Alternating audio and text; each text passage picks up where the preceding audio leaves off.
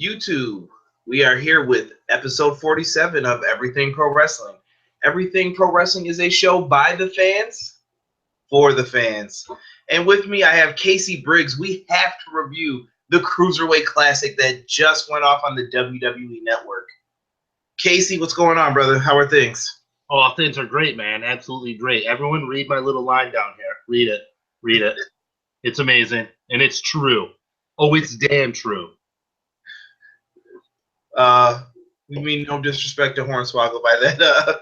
Never lost the belt. Never lost the belt. He had it stripped from him. 2007, people. That's what we're talking about. Don't even remind me of that horrible storyline with Vince. But we're here to talk about some real action, some real good action, actually. And let's talk about the Cruiserweight Classic overall. Casey, before we even get into tonight, I want to ask you, who were some of the people that you thought stood out in this tournament overall? I mean, I gotta mention the dude that was in the main event tonight, Grand MetalEat. Dude won me over, not gonna lie. His first match, I saw him and I was like, all right, yeah, your little curly ponytail sticking out of your mask. All right, cool. But throughout the tournament, dude won me over. The way he's able to just move around on the ropes and everything. It's amazing. Dude's so skilled. And obviously the two old guys crushed it. Brian Cedric and Tajiri. They showed me they still got it. If they want to stick around, they still got it. Absolutely. Yeah, I got the brackets up right now just for some of the names, if we couldn't remember any of them. I'm trying to look and see here. I'll start on the left side here. Tozawa definitely got a lot further than I thought he would. Very impressive competitor throughout the whole contest there. Yeah, he was good. Yeah, Jack Gallagher. He definitely showed something else to me. I liked him in his when they did like the matches before on YouTube, where they would show him in different federations. His match was one of the ones that stood out to me a lot. I thought he was very, very good in his style, and he was very different, but still technical. Oh, I agree. I think he's for sure he'll hold the belt sooner or later. You brought up Tajiri before. Tajiri definitely held it down for someone of his age and stature that most people would be shocked to still see in this tournament, but he could still go. He was great throughout the tournament. Yeah, I mean, dude impressed me. I hope he sticks around a little bit, honestly. He can still put on good matches. Yes. Grand MetalEat, obviously we're going to get into him later on, so thumbs up to him. Very big kudos to him for what he did in this tournament. Drew Gulak, or is it Gulak? Gulak. Yeah, he was on NXT tonight, and I thought he did a great job wrestling Hideo Itami. There's definitely some potential with a lot of these guys here. I like Zack Saber Jr. I know some people don't. Nope. Go ahead, Casey.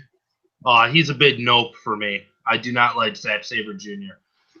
It's some about his moveset.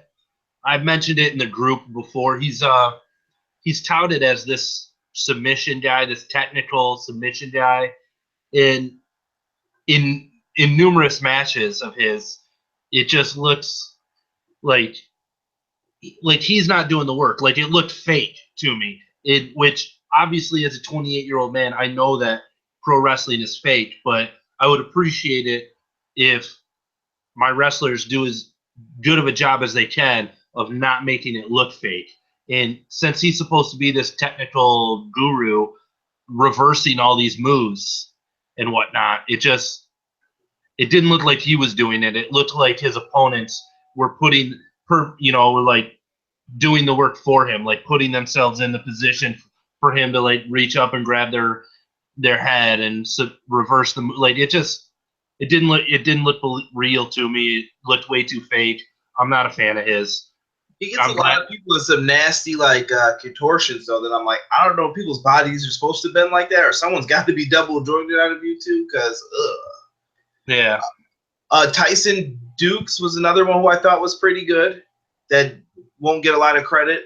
Noam Dar was okay. He's probably my like most underwhelming though. I didn't see a lot from him until like his last match. And I'm like, well, they were making a big deal out of this guy. Yeah, I mean, he's one of the ones that, we'll see. We'll see what he can do on Raw. Yeah. One of my sleepers here, Davari's brother, Ariel Davari. I definitely thought he was someone who was really good. And Ho Ho Loon was okay, but I don't know why he got the win. Maybe because he was the booker. Couldn't say that. We get to the other side. The Brian Kendrick, amazing. He definitely did a great job in this, playing the role of the veteran wrestler, just trying to get his last shot. Tony Nese was someone who I also liked. Kota Ibushi, Cedric Alexander, T.J. Perkins. I even liked DeMac. I thought he was pretty good. Gargano and Ciampa, enough said. You know they're amazing. And Rich Swann. Yeah, absolutely. I mean, solid guys to be bringing into Raw. So yeah. So we get back into it here. We start off the match. Who was first? Was it Grand Metalik and Zack Saber. Zack Saber Jr.? Overall, definitely a really cool match to go through and see people get hyped for. Going in, when I first did my tournament bracket, I had the finals actually coming down to Zack Saber Jr. and Kota Ibushi. But with over the time that went by and over the past few weeks, eventually, once I heard that both of them weren't signing, they kind of were. I was like, no, then there's no way they're winning. If they're not going to sign full-time deals, why would you have them win? And that's when I shifted. And when it came down to Rich Swann versus T.J. Perkins, I said right then and there, whoever wins this is winning the whole thing. You have to, because they both have the tremendous story. And it was just, what story do you want to go with? The guy who lost his parents or the guy who was homeless? Yeah, I agree. And I texted you, after, I sent you a text during the show saying that even though I was rooting for my boy Grand Metalik, I knew, especially once TJ beat Ibushi, there was no way Metalik was winning the championship. TJ Perkins has the face to be the face of the division. Are you putting it in terms of looks? Like he looks the part? Well, yeah, I mean, at least to like jumpstart the Cruiserweight division on Raw, like you thinking about it from a business standpoint. Why would you, when you have a good-looking dude who's very articulate and everything, in TJ Perkins, why would you put you're not going to put it on Grand Metalik, whose face is covered up, and I don't know. Does that dude speak English? I don't know. But he had a translator in there, but that didn't work out so well after the first match. Yeah, exactly. So, I mean, that's kind of my point, just from a business standpoint. Hopefully, Grand Metalik will hold that belt at some point, but to start the division off on Raw, you want that belt on. You want the face of that division, to be someone like T.J. Perkins, and yeah. I agree. That first match, though, Grand Metalik winning was definitely very cool. I know you were a big fan of his going into it. And ZSJ, I definitely could see him coming back. I think what he was trying to do by not signing with WWE is go the Daniel Bryan route. Like, let me get a little bit more seasoned. Let me work with some other guys in Japan, learn a few more things. Because I noticed tonight wasn't as submission heavy with him. It was more, okay, I'm going to hit him with a forearm. Let me do some drop kicks, some different stuff here and there, while still incorporating his stuff. And I like that. And I think that he has a lot of potential to become something more later on down the road if he plays his cards right. Agreed. We get to the next match, which was T.J. Perkins taking on... Wait, real quick, though, about Zack Saber. Real quick. He is a little scrawny, though, right? I mean, I know he's a cruiserweight, but... I was going to say all of them are kind of small to me, but... Nah, like, what, you didn't say Grand MetalEat small? That dude's not, Kota Ibushi's not small. Like, Yeah, but they're jacked a little bit. But I you mean, put compare, obviously, Henry. obviously, if you were to put them in there next to someone, you know, like Cesaro or something, or Sheamus, like, yeah, they're gonna look tiny. Any of these guys are, but just in the division itself, like, he's a scrawny dude. He reminded me of what was that dude's name? Zack Gowen, was that his name? The one-legged dude. Um, you mean the individual with a disability? Yes. Yeah, the dude with one leg. Yes, Zach Gowen. He got thrown down the steps by Brock Lesnar, which was a Yep, that's who Zack Saber looks like. yeah, perhaps Two-legged Zack Gowen. horrible. I think we'll see him in WWE again, though. We get to Kota Ibushi versus TJ Perkins here. Amazing match. They got me on a couple of the falls there. Even the I don't know what the move's called, the last ride into the power bomb. I definitely thought he had him there, but TJ Perkins finds a way to get the victory. Very impressive. He took a heck of a beating throughout the night. So then it sets up the main event, which is TJ Perkins versus Grand MetalEat. It was a little.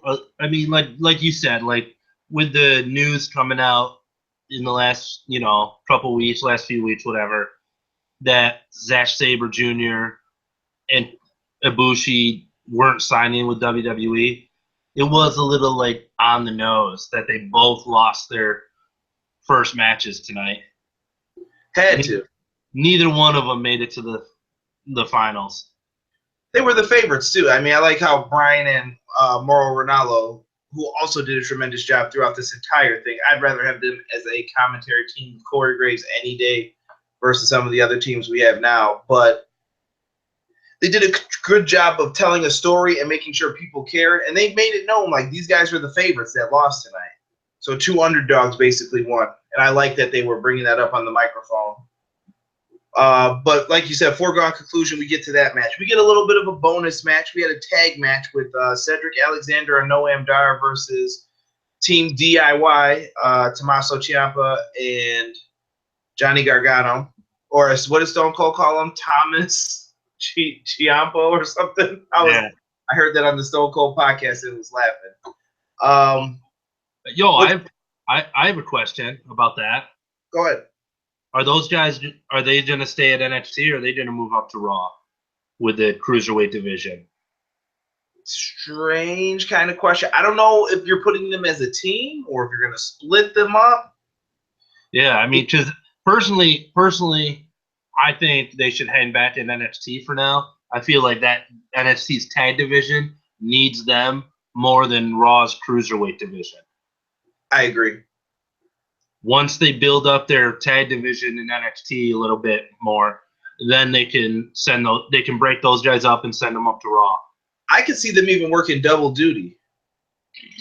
That's just me talking, though. I mean, who's to say you couldn't do NXT, then Raw, and then go back to NXT the next weekend? You're not going to be on Raw. You can do both. No issues with that. Cedric Alexander and Noam Dar. Now, Cedric Alexander had a big following after his match with Kota Ibushi. Did you think that was he still impressive tonight? And did Noam Dar show you anything tonight that made you say, yeah, we got to keep this guy around? He's pretty good. I like Cedric a lot. I feel like he did have a certain magic with Ibushi that night. They worked really well together. Wasn't as amazing tonight. He's still super talented. I mean, bright future with that kid. And Noam Dar, again, he hasn't been like the most amazing to me, but he's good enough that I'm like, yeah, he definitely belongs in the Cruiserweight division on Raw. Like, definitely keep him around and see if he can progress and develop or something like that, Yeah. And we talked about Gargano and Ciampa. They wound up getting the victory, as we would expect. They look like they're going to be challenging the Revival again for the tag titles in NXT. Hopefully at the NXT Toronto show, is it? Toronto, I believe. I know it's in Canada. I want to say it's Toronto, not Montreal. Toronto, we're going to say. Final answer. You didn't go? Don't know yet. We'll see. That's a 50-50 right now because I'm also trying to go to WrestleMania. There's lots of Raws. I'm going to Ring of Honor. So you guys will have a little bit of a special kind of show that we will be putting together for you guys for that. And we got some other things in the work for Everything Pro Wrestling coming up. I'm telling you, man, NXT Live, it's amazing. Yes, you went to the Portland show, right? Yes, I did. I was there for the giant Finn Balor, Samoa Joe brawl. It was amazing. It was just amazing. We get into the finals real quick. Everybody knows the results. I saw some amazing 6 spots in this that I just couldn't believe that they were doing. MetalEat coming off of TJ Perkins is on the outside apron. MetalEat runs from inside the ring, jumps over the top rope to hurricane him onto the floor. I lost it when I saw that. I couldn't believe that they even allowed him to do that. Definitely dude's amazing. The dude's amazing. Yeah. It just reminded me of that. It gave me that old WCW Nitro feel. Like, Raw used to start at 9 and Nitro started at 8. And when Nitro would be on for that first hour, that's why I used to love Eddie Guerrero, Rey Mysterio, Chris Jericho. And then when WCW didn't know what to do with them, WWE took him and made them world champions. They were like, yeah, you guys are stupid. Thanks. I gotta say it. Like, I feel like with the talent of these guys, the way that they're able to work so well together in these matches throughout this whole tournament, these guys, imagine like going from a match like what you just watched, and then watching like match 6 in best out of 7 between Cesaro and Sheamus. You're gonna be like, oh my god, stick a fork in my eye. Like, oh my god. Like, it's just going to accentuate like how piss poor some of the superstars currently on Raw are and how boring they are. And that's not a slight against Cesaro. He's doing the best he can in this boring-ass series. I don't think him and Sheamus are even having bad matches. I think it's just it grows tiresome once you've seen it so many times. And Sheamus doesn't have that fire anyway in him. No, he does not. But I'm just saying, like, it's not trying to get off on a tangent. I'm just saying, like, these cruiserweights work so well together, and it's just gonna, if they keep that up, it's just gonna be bad news for the rest of the superstars on Raw because they're just gonna look that much worse. Yeah, they might be cooked on that one. And also for the main event, Triple H came out prior to and announced that there was going to be a Cruiserweight Championship, as we talked about privately before. I said, if you're going to have the Cruiserweight division on Raw, they have to fight for something. And I know it's not going to be some stupid trophy that some guy just won, like, oh, yeah, you want to challenge me for this? What, are you going to pass that thing around? I'm like, they got to have a title. And I like that Triple H just pulled the belt out, held it up, and it's purple with silver. Some people don't like it. Actually, I had some good comments from the Twitter feed for follow us at EPW Podcast. And let's see here. Is it purple? It is purple. Like it's like that purplish blue. It's like on that line between that like deep blue or like that like deep royal blue and purple. It's like on that cross between the two. Where like if the light hits it just right, you'd be like, oh no, it's blue. And then the light hits it another way, you're like, no, it's definitely purple. So I had my first comment on it was, it looks like the SmackDown Tag Belts and the TNA Immortal World Championship had a child. It looks awful. But I've had other people favorite it and say the belt looks great. It looks awesome. We should definitely get more from that. We should get more titles that look like that. Someone put better than the Universal title. I mean, I don't think it looks that bad. Casey, what do you think of that title overall? I mean, did you love the look of it? Is it, it's not my favorite. Is it your current favorite belt? First of all, since you brought it up, I'm still going to mention this. The Universal title ain't that bad. Stop bitching about it. Like, so what? It's got a red strap.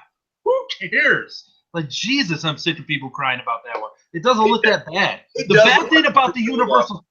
What? It does look like a fruit roll-up. I'm kidding. The bad thing about the Universal title is not how it looks. It's the name Universal title. Okay? You guys are bitching about the wrong thing when it comes to that belt. So get your heads out of your asses and bitch about the right thing. Second, okay, on to the Cruiserweight Championship. I think it's an odd choice since it's going to be on Raw to have it this weird purplish, bluish tint.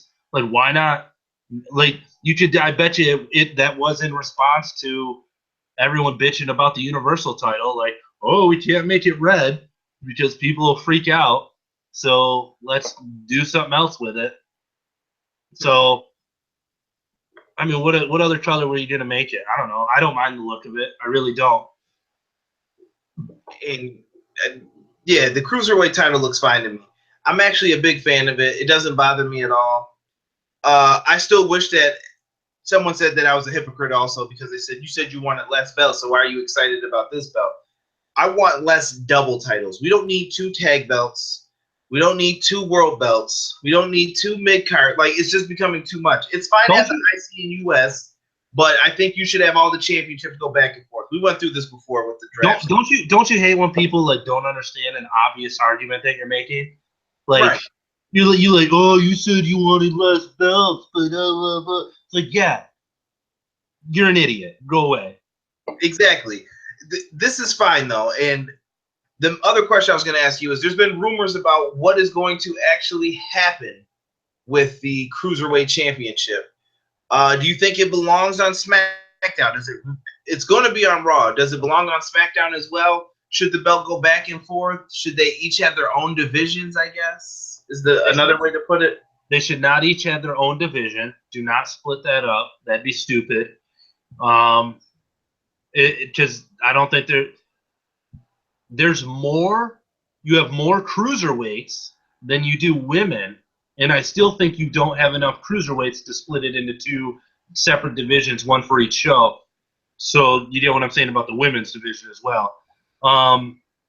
Yeah,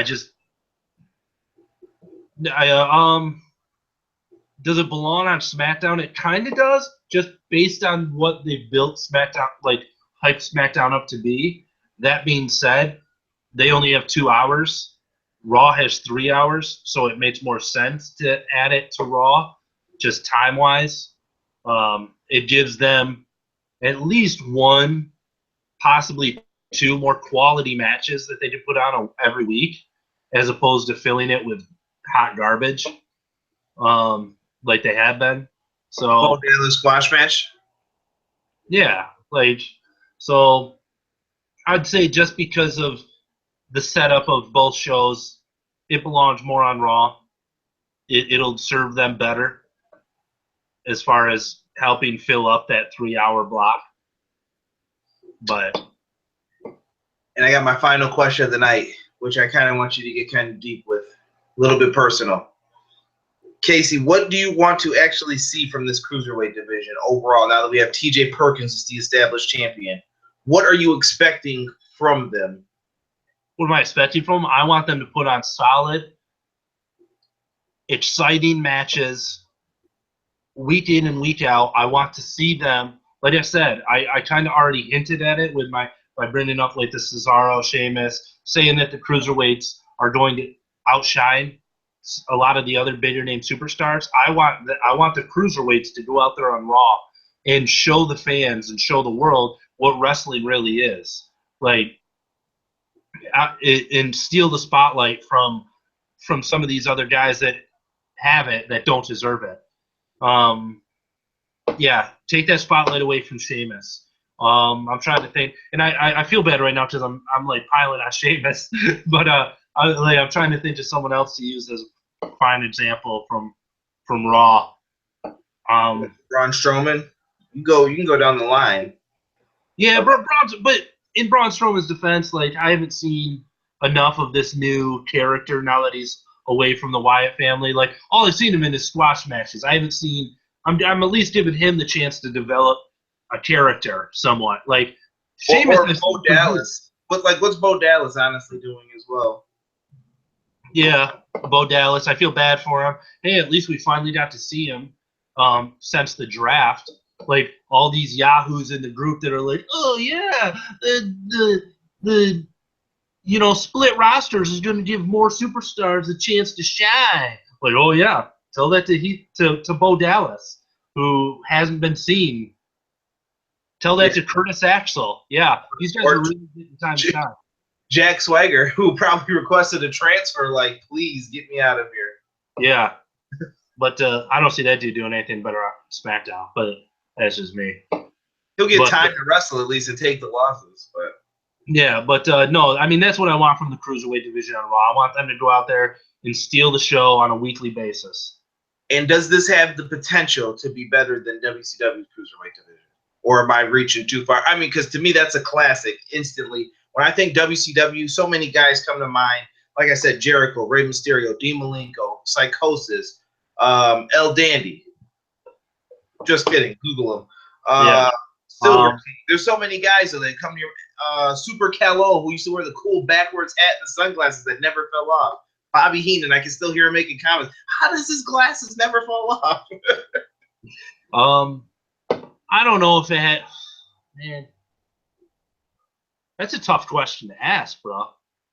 Off the top of my head, I want to.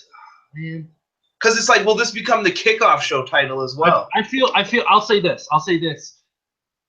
WCW's Cruiserweight division, I feel, was better at the top. It was more top heavy with the likes of Guerrero, Malenko, Jericho, Mysterio. But then you fall off a little bit. Let's be honest. You start getting into guys that you're like, Like, whereas I feel like this new crop of cruiserweights that's going to be shown on Raw is better top to bottom, to where I'm not going to have as many cruiserweight matches on Raw that I'm like, I don't care about these guys. I'd rather watch, I want to see these other cruiserweights wrestle. So I feel like top to bottom, the current crop is better, but the top guys in the WCW Cruiserweight division were way better. I mean, they were, obviously, as you pointed out, they were world championship quality. Yeah, just because I don't want this to become like a kickoff show title, so to speak. Like, I don't want these guys coming out here. Like, at the Clash of Champions pay-per-view, I definitely want to see this belt on the line.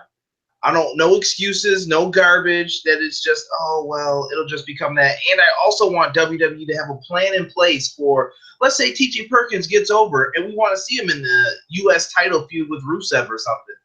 Don't tell me that he's a cruiserweight, so we can't really do that. Because the problem with the cruiserweight division is I feel like that limits you. Once you hear that word about the person, you're stuck there. Yeah, Rey Mysterio Jr. Right.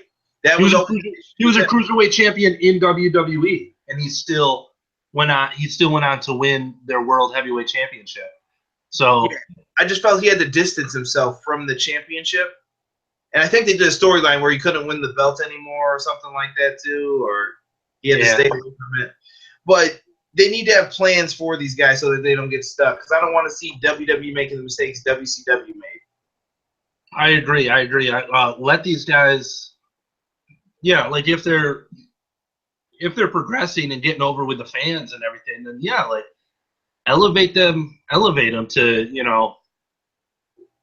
U.S. Championship, or like I said, in the future Intercontinental. They'll probably switch, whatever. Let elevate them to that level. Hell, I mean, to be honest, if you look at the size and stuff, Finn Balor is a cruiserweight, and they just had him be the first ever Universal Champion. So they're obviously, I will say that about WWE, at least they're open to these smaller guys being the world champ. So, yeah, I mean, if someone in this division gets super over, elevate them, man. Keep pushing them. Right. If you're over, you're over. That's basically it. But yeah, I mean, and I agree. Let's see the cruiserweight belt defended on the Raw pay-per-views and whatnot. Like, absolutely. I hope you're right. I hope it doesn't just turn into the pre-show belt, but Right. we'll see. We'll Depends see. on the match card and stuff, but I just don't want to see it every month. Like, oh, we're gonna kick off the show with a cruiserweight match. Like, oh, Yeah, I hope they don't think that, because I hope they're paying attention to the audience reaction from the CWC. Like, these guys just put on better matches than majority of the stuff I saw at SummerSlam. I'm trying to think about Backlash. I mean, yeah, Backlash, don't get me wrong, was a solid show, but some of these matches were better. So these guys can definitely go. They can definitely steal the show, and so feature them. Obviously, I'm not saying put them in the main event. I kind of am old school. I think unless you have something truly, truly, truly special, your world title should always be the main event. Unless you have something ridiculously special, whatever, that doesn't involve the world title. But for the most part, world title should always be the main event. But yeah, who's to say that you can't have the cruiserweight title be second to last or something, you know? Yeah, and I'm going to end this with a little quick rant since you brought up the fans. This is switching gears real quick to just a general thought. Wrestling fans, please stop being so fickle, especially the ones that come on and watch these videos and etc. That stuff with Dean Ambrose at the Backlash pay-per-view, I'm hoping to goodness that it was because he was facing AJ Styles and you all think he's so amazing and he deserved the belt. Fine. That's good. Cool. But if you're going to sit up here and boo Dean Ambrose, the guy who you wanted to win the belt 3 months ago, that's ridiculous to even act like that as a fan. Like, whoa, I don't care about Dean Ambrose now. It was 3 months from June, July, August till September, and he won the belt at the end of June. So he was the champ for 3 months, was the top pick on SmackDown. Now he doesn't have the title. Dean Ambrose is not established. He came off looking like a goof at points, and then they brought up the whole Stone Cold and all that stuff. He was set up for failure, I feel like. Hopefully, they give him another chance. I just want wrestling fans, if you get a guy, stick with your guy a little bit longer than you are. Stick with him towards the end. That's the end of my little mini rant without getting too loud and using swears. Casey, you got anything else you want to add before we get out of here? Yeah. Screw Dean Ambrose. Wow. I'm just kidding, buddy. I'm just kidding. Wow. Harsh.